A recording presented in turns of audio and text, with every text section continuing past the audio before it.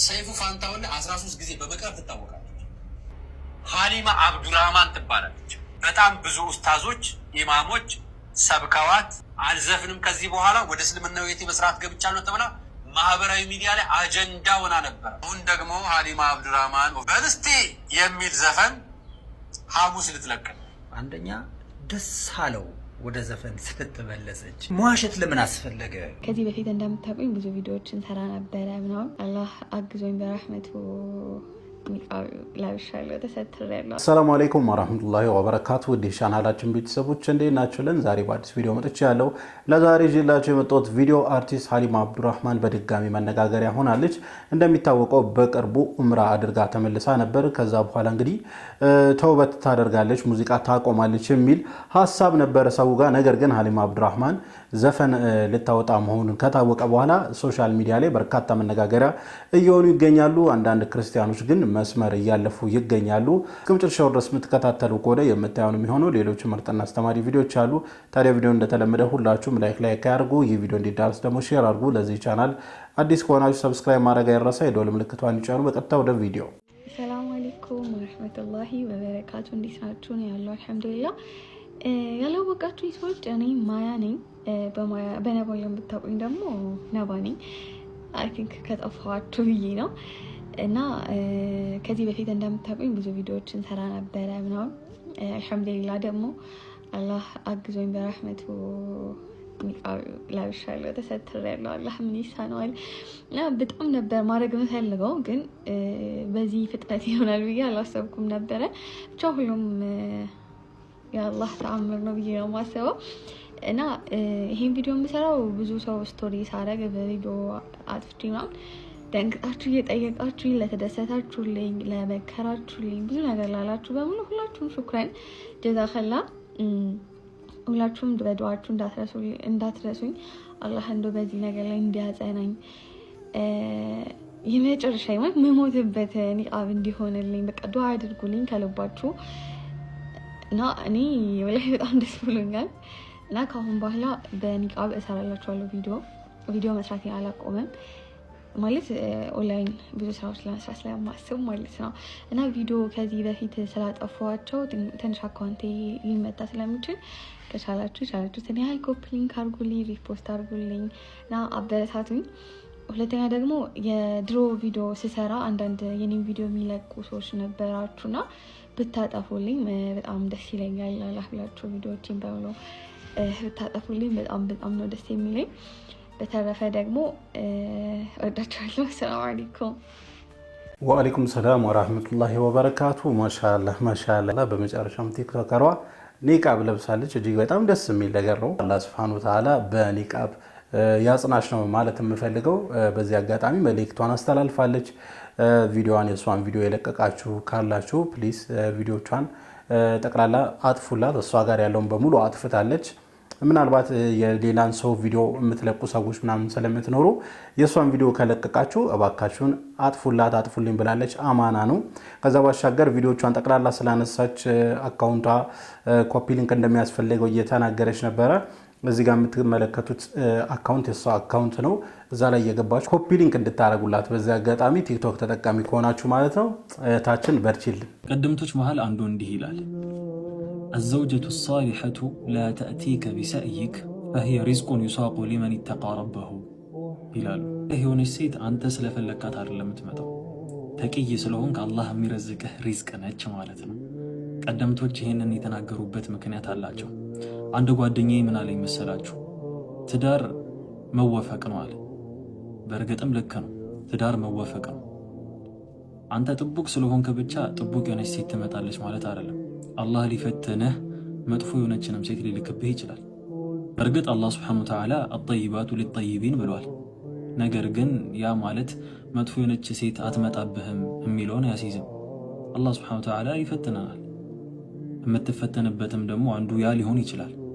ለዛ ነው ዘውጃ ሳሊሓ አንተ ስለፈለግካት ሳይሆን ጥሩ የሆነች ሚስት አላህ ሱብሓነሁ ወተዓላ የሚወፍቅህ ተቅይ ለሆኑ ባሮቹ የሚሰጠው ሪዝቅ ነው። እና ምን ልልህ መሰለህ፣ አላህ ጥሩ ትዳር እንዲወፍቅህ መጀመሪያ ተቅዋ ይኖርህ፣ ሁለተኛ ደግሞ ሪዝቅ ነውና ያንን ሪዝቅ ለመወፈቅ ዱዓ ላይ መበርታት አለብህ። በተለይ ደግሞ በዙል ሒጃ ፊ አማኒላህ። በትክክል ወንድማችን ጥሩ ትዳር አላህ ሱብሓነሁ ወተዓላ እንዲሰጠን መጀመሪያ እኛ ጥሩ ሆነን መገኘት አለብን።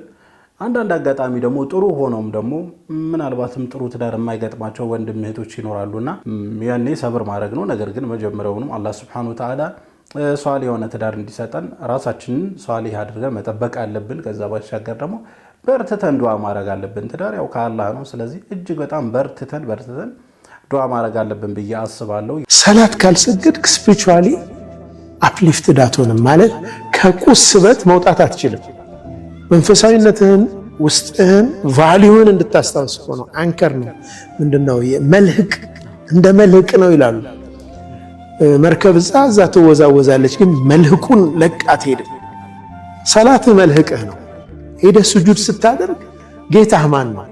ለማን ነው እየተንበረከክ ያለው? ለማን ነው እየሰገድክ ያለው? ከሱ ትእዛዝ ውጭ እንደማትወጣ ለራስህ ኮሚትመንት እየወሰድክ ነው። በቀን 5 ጊዜ ቃል ኪዳን እየፈጸምክ እኮ ነው።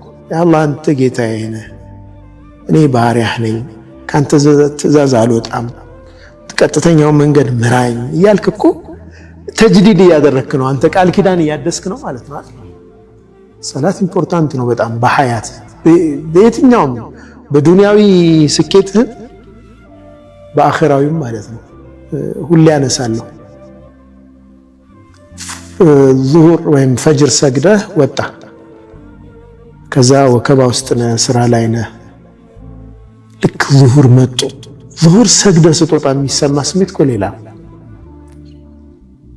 በቃ የሆነ ነገር ቅልል ብሎ ታድሰህ ነው የምትወጣው።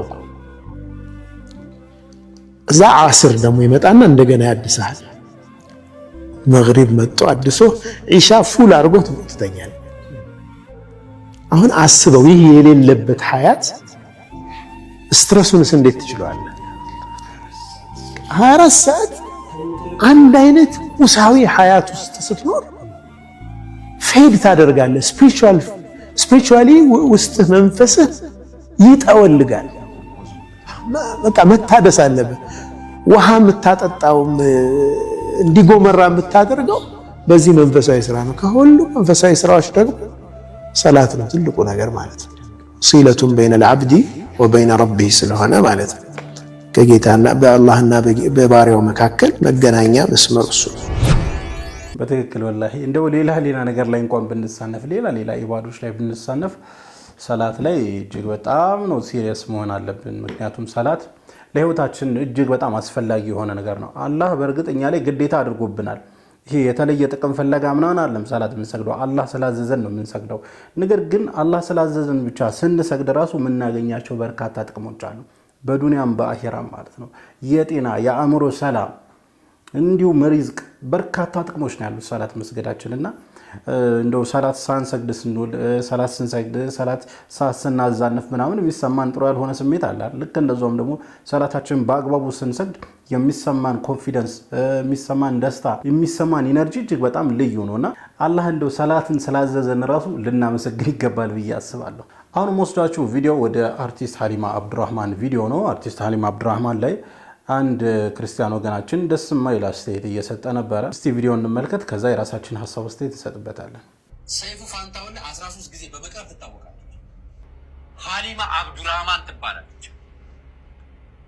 በጣም ብዙ ኡስታዞች ባል አላገባም ልጅ ወልዳለሁ ብላ ሰይፉ ፋንታሁን ላይ ተደጋጋሚ ትቀርብ ነበር።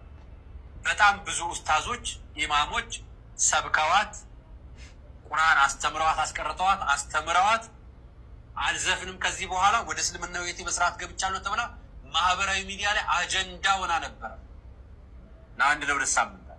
አሁን ደግሞ ሀሊማ አብዱራህማን ኦፊሻል ገጽ ላይ በልስቴ የሚል ዘፈን ሐሙስ ልትለቅ እና የፌስቡክ ማህበራዊ ሚዲያ አራጋቢዎች እስላሙን ክርስቲያን፣ ሙስሊሙን ጴንጤ፣ ካቶሊኩን ኦርቶዶክስ ባራገባችሁበት አፍ ዘፈኑንም መጣላችሁ። እሺ እሱንም አራግቡላችኋል። ሰላም አለይኩም ወራህመቱላሂ ወበረካቱ። ይሄ ወንድማችን በደንብ በጥላቻ የታወረ እንደሆነ የሚያሳይ ነው። አንደኛ ደስ አለው ወደ ዘፈን ስለተመለሰች፣ ሁለተኛ እንዴ መዋሸት ለምን አስፈለገ? ሌላው ቁጭ ብሎ የሐሊማ አብዱራህማንን ኢንተርቪዎች ይከታተል ነበር። 13 ጊዜ ቀርባለች ምናምን አለ። ሰው ዘፈን ታቆማለች ሲባል ጨንቆት ነበረ ማለት ነው። ውሸቶችን ግን ማጋለጥ ስለሚያስፈልግ በዚህ ደረጃ መውረድ ለምን እንደሆነ ኖርማሊ ለእንደዚህ አይነት ሰው መልስ መስጠት ለኔ አይመጥነኝም፣ ለኔ ክብር አይመጥንም።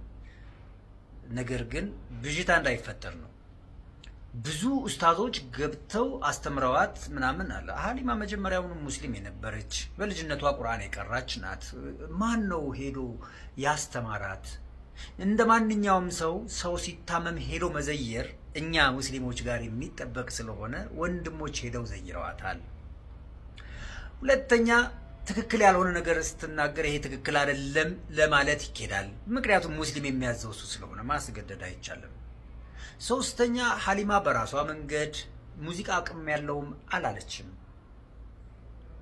እኔ ያለሁበት ስራ ይሄ ነው፣ ከልጅነቴ ጀምሮ የምኖርበት እንጀራ ይሄ ነው፣ ቢቻል ከዚህ ስራ አላህ እንዲያስወጣኝ ዱዓ አድርጉልኝ ብላለች።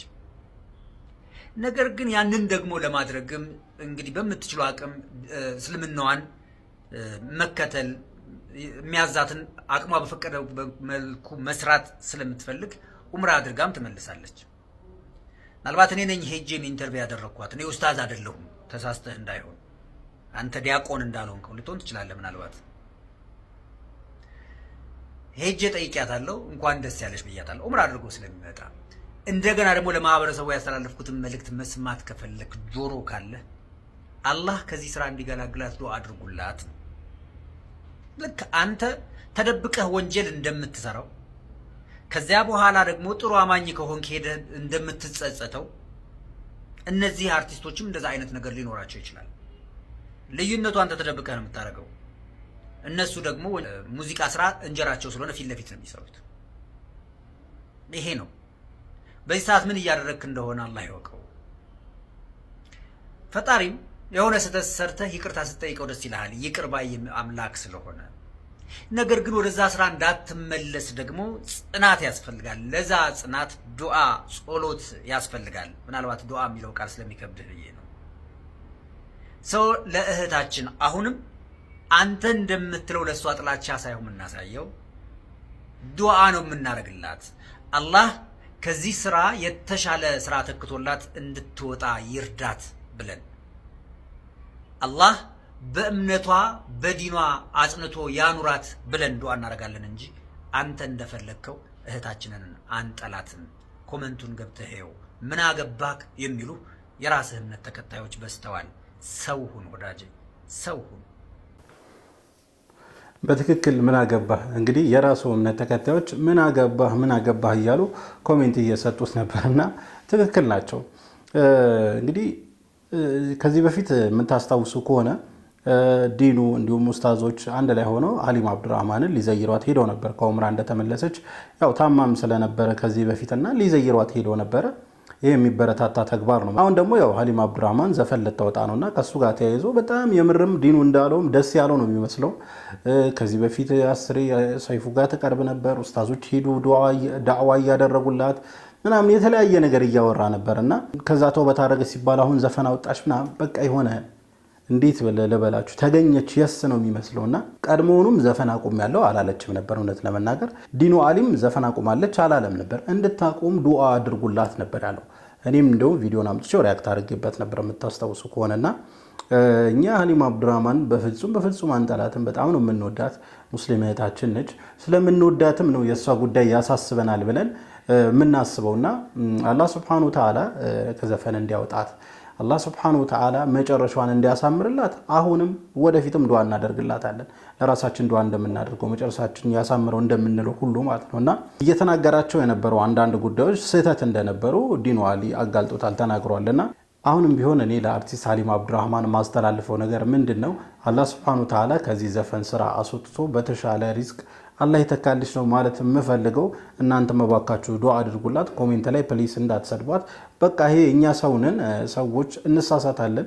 ትክክል ነች እየሰራችሁ ያለው ነገር እያልኩኝ አይደለም። ነገር ግን እሷን የምንጠራበት መንገድ በጣም ቆንጆና ጥበብ በተሞላበት መንገድ መሆን አለበት። ከዛ ባሻገር ዱዓ ነው ልናደርግላት የሚገባው። ምክንያቱም የኛን መጨረሻ ስለማናቅ ማለት ነው። ልንቀያየር ልንገለባበጥ እንችላለንና አላህ Subhanahu Wa Ta'ala የኛንም የሐሊማንም ኻቲማ ያሳምርልን ነው ማለት ፈልገው። አላህ ከዚህ ሙያ ከዚህ ከዘፈን ስራ አላህ ያስወጣሽ ነው ማለት ፈልገው። ለማንኛውም ለዛሬ ይዤላችሁ የመጣው ቪዲዮ ይህን ይመስል ነበር። ቪዲዮን ከወዳችሁ እንደተለመደ ሁላችሁም ላይክ አድርጉ።